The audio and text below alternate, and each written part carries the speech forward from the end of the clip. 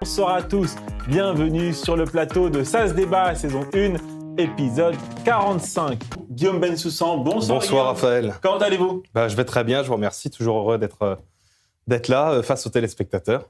Un petit mot, une petite information, un porte-conteneur transportant 383 tonnes d'aide alimentaire est parti dimanche du port du Havre à destination de Gaza, a annoncé le ministre français des Affaires étrangères. Vous saluez cette initiative ?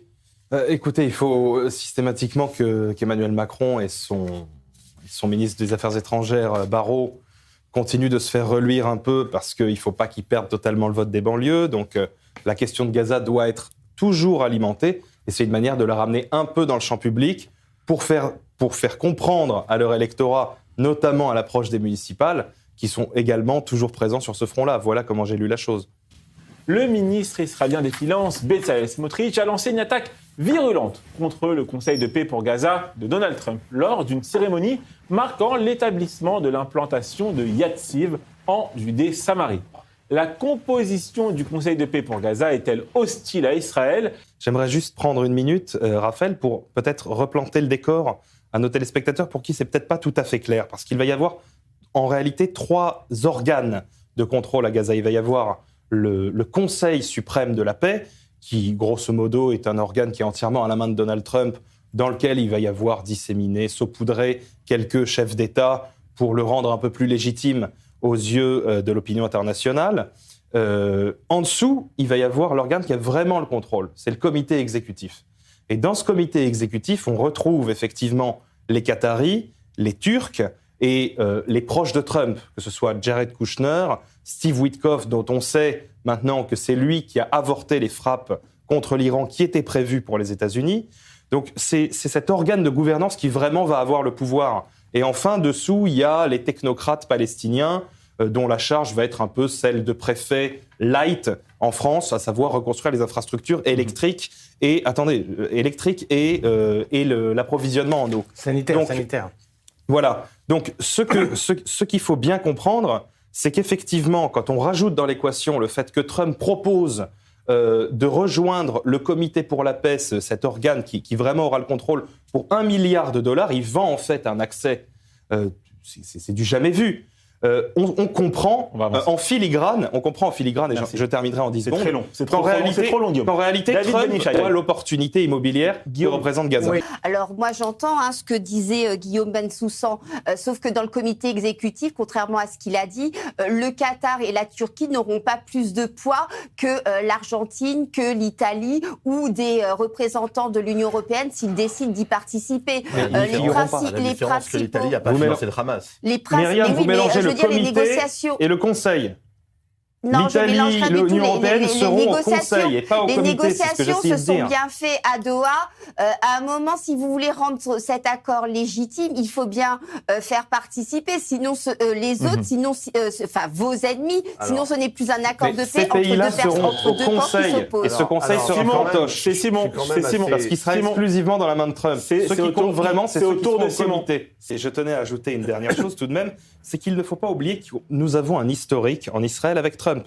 J'ai amené ici, Raphaël, un petit tweet qui a peut-être échappé à la mémoire de certains. Plus haut. Voilà. Souvenez-vous de ce tweet qui avait été publié par Donald Trump le 24 juin dernier, qui avait ordonné via son réseau social Truth aux pilotes israéliens de faire demi-tour alors qu'ils étaient en route pour l'Iran à la fin de la guerre des 12 jours pour ne pas frapper les centres névralgiques de contrôle de Khamenei en Iran. On s'en souvient. Donc Trump, en fait, certains voudraient se dire qu'il est notre allié indéfectible. On est très loin de ça. Et j'ajouterai une dernière chose par rapport à ce que David a dit. C'est que la deuxième dernière chose que vous voulez ajouter. Oui, je sais. Trump a reçu un avion d'une valeur de 400 millions de dollars de la part du Qatar. Quelques mois plus tard, il invitait le prince héritier de Qatar à bord même de Air Force One. Donc, les liens entre le Qatar et Trump sont très troubles. Merci beaucoup. Et il ne faut surtout pas penser qu'on est en terrain conquis. Sébastien Lecornu opte pour le 49.3. Macron salue la copie budgétaire et le RN et LFI annoncent le dépôt de motions de censure. Lors du compte-rendu du Conseil des ministres ce lundi 19 janvier, le Premier ministre a opté pour le 49.3 afin de doter la France d'un budget non sans regret et amertume. Guillaume Bensoussan. Quand j'ai vu cette information, je me suis dit un peu comme ce que vient de se dire Simon, c'est-à-dire que Il a beaucoup bataillé, malheureusement il est dans une impasse, et donc soit il dissout, il rend à nouveau son mandat, puisqu'on se souvient, il avait déjà fait début octobre, soit effectivement il va au 49.3. Et j'imagine que ce 49.3 a dû être concerté avec le Parti Socialiste, lui qui s'était en façade opposé à la tenue d'un 49.3, mais dans l'intérêt de pas mal de gens. On a vu que Retailleau a également dit qu'il ne voterait pas la censure. De la sorte, il est quasiment assuré de pouvoir ne pas être renversé par le Parlement. L'armée israélienne et le service de sécurité intérieure Shin Bet ont annoncé avoir lancé une nouvelle opération à Hebron, visant à démanteler, je cite, des infrastructures terroristes dans la ville. L'opération se concentrera dans le quartier de Jabal Johar et devrait se poursuivre pendant plusieurs jours. Alors j'ai une question en 3 mots, pas le choix. Concernant mon point de vue sur ce qui se passe de notre côté en tant que citoyen, je parle des colons en Cisjordanie, des attaques sur les Palestiniens. Là, tout d'un coup, il n'y a plus de renseignements, il n'y a plus d'armée, il n'y a plus de police. On n'a pas vu, on regarde le plafond, et en attendant, il y a des exactions qui se passent et qui reviennent en permanence, chaque jour.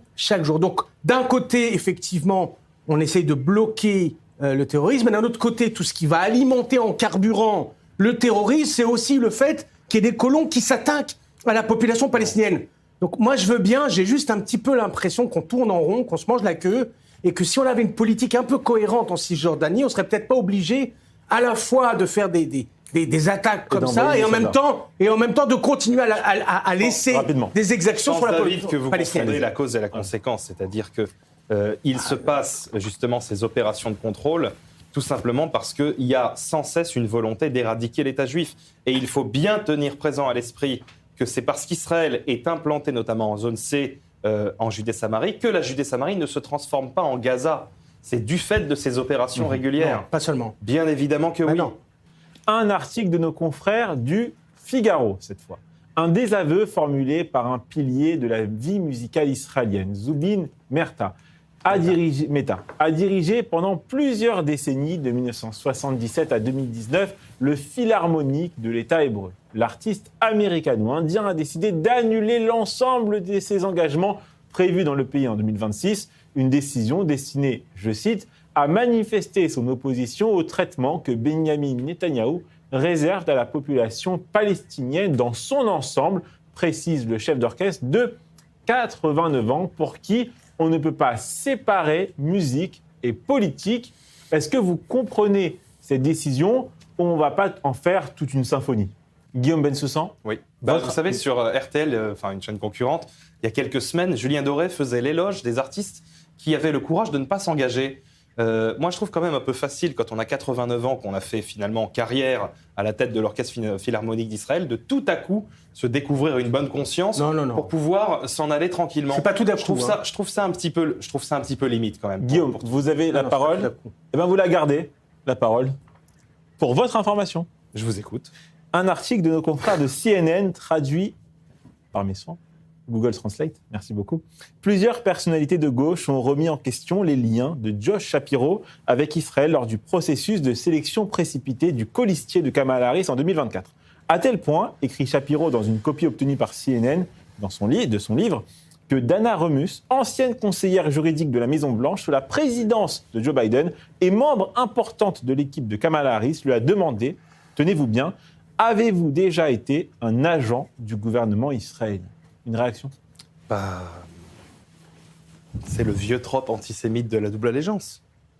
Et ce vieux trope revient de l'autre côté de l'échiquier politique. Alors, il a souvent, pendant tout le XXe siècle, été porté par la véritable extrême droite. Il revient à l'extrême gauche, islamo-gauchiste. C'est-à-dire qu'aujourd'hui, notamment quand on voit des États clés comme le Michigan, on se rend compte qu'aux États-Unis, ce courant a énormément de portée. On a vu les manifestations monstres sur les campus pendant les 2 ans de guerre à Gaza. Évidemment, Kamala Harris s'inscrit là-dedans pour des visées purement... s'est inscrite, là-dedans pour des visées purement électoralistes. Il faut rappeler que Josh Shapiro a été surnommé par le camp démocrate « Genocide Josh ». Josh le génocidaire.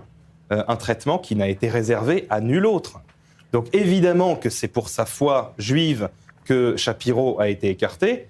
Il a eu le courage de ne surtout pas accepter les demandes d'excuses qu'avait exigé de lui Kamala Harris pour pouvoir éventuellement être désigné comme son ticket, c'est un homme respectable de ce point de vue-là. Et les démocrates se sont entièrement fourvoyés. Je crois que les Américains ont envoyé un message très clair quant au choix qu'ils ont fait en novembre 2024. Myriam Palomba, une réaction à cette information, Josh Shapiro? Non, je suis pour le coup d'accord avec Guillaume. Le comité constitutionnel de la Knesset s'est réuni ce matin pour examiner une proposition visant à créer une commission d'enquête sur le massacre du 7 octobre. Selon cette proposition, les membres de la commission seraient désignés à parts égales par la coalition et l'opposition.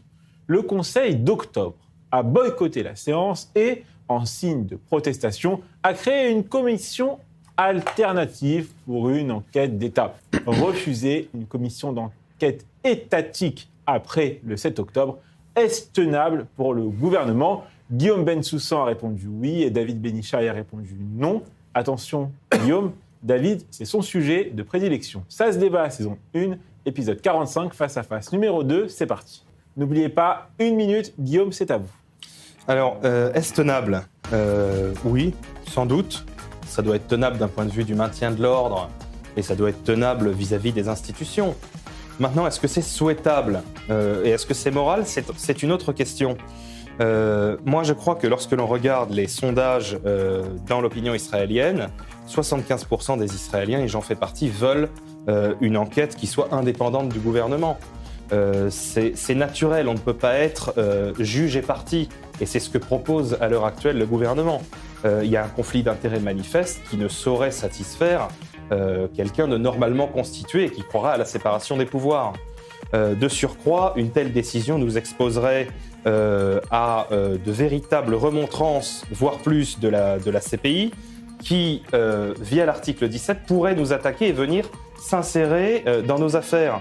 Donc, je crois de telle sorte à pouvoir véritablement exercer le catharsis nécessaire pour la société israélienne que cette commission doit être organisée. Certes, il n'y aura pas de révolution de palais, ce ne sera pas la prise de la Bastille s'il y a effectivement ça se passe, mais selon moi, ça n'est pas souhaitable. Bon, alors, je ne sais pas si c'est un face-à-face, mais c'est une introduction, là. C'est pas un face-à-face, vous êtes globalement d'accord. Mais je vais amener les éléments. Vous avez compris, je pense que c'est tenable. Maintenant, si c'est souhaitable, c'est autre chose. Bon, Myriam, je ne vais pas vous demander si vous êtes d'accord avec David ou Guillaume, parce que David et Guillaume sont d'accord. Sur la question qui est posée, je suis d'accord. Voilà. Je dis oui. Mais moi, c'est pas tenable. Je vous écoute, Myriam, allez-y. Non, moi, je suis totalement d'accord avec les deux. Alors, mais concrètement, ce gouvernement, il y a des élections qui sont prévues au courant de l'année 2026, ou plus tard en octobre 2026. S'il ne crée pas la commission d'enquête d'État, que risque-t-il de se passer en réalité? Pas grand-chose. En fait, c'est tout l'enjeu. L'idée, c'est de faire traîner suffisamment pour pouvoir ensuite organiser des élections anticipées qui permettra de diluer le poisson. J'aimerais ajouter 3 choses très courtes, pour de vrai. Allez-y. Primo, je voudrais un tout petit peu prendre la défense du gouvernement, puisque personne ne l'a fait jusqu'à maintenant, on est tous d'accord sur le fond. C'est un peu dur. J'aimerais juste... C'est vrai que c'est un petit peu dur sur ce sujet. J'aimerais dire quand même que, et à raison, Netanyahou et ses ministres voient dans l'exigence de l'organisation de cette commission d'enquête un match retour de la réforme judiciaire qui a été avortée par la survenue abominable du 7 octobre. Et donc, obligatoirement, comme cette réforme judiciaire visait à limiter les pouvoirs de la Cour suprême, très logiquement, ils craignent une sorte de vengeance, à minima, de la part des juges qui voudraient, entre guillemets, pour être un peu trivial, les saquer. Voilà, ça c'est la première chose. Deuxièmement, je vais poursuivre la réflexion de Simon, qui disait qu'il y avait quelque part une forme d'unanimité sur ce plateau. Il y a, même dans la société israélienne après la guerre, une unanimité sur un grand nombre de sujets. Il y a celui-ci, l'exigence d'une commission d'enquête qui soit impartiale, qui ne soit pas mêlée aux politiques. Il y a aussi d'autres questions, comme le Gius des Haredim, l'enrôlement des Haredim. Que l'on regarde à gauche ou à droite, les gens sont massivement d'accord pour cette raison. Que ce soit des gens de droite qui, pour certains, ont perdu leurs enfants à la guerre, dont d'autres, par exemple, qui vont être jeunes parents, vont avoir des enfants et se disent « Mais comment se fait-il que moi, mes enfants, quand ils vont avoir 18 ans, ils vont peut-être mourir, alors que d'autres peuvent avoir la tranquillité d'esprit de se dire jusqu'à la fin de leur jour, ils n'auront pas à mettre leur vie en jeu », ça, c'est absolument insupportable. Et alors, dernière chose que je voulais ajouter, il y a eu des enquêtes qui ont été organisées au niveau de l'armée. D'accord ? Et malheureusement, Brick, le Alouf Brick, a beaucoup communiqué sur le sujet et a fait savoir que toutes ces enquêtes, beaucoup d'entre elles, il y en a eu des dizaines, n'avaient présenté aucun résultat probant. C'est-à-dire qu'il y avait sûrement eu, à un haut niveau, à un haut échelon militaire, une volonté. Je connais Israël Brick, en l'occurrence. Mais j'ai eu l'occasion d'échanger avec lui. Il a dit. Je veux quand même préciser quelque chose. Attendez, si s'achève cette émission. Merci beaucoup, Myriam Palomba. Merci Simon Mauss, David Benichai et Guillaume Bensoussan.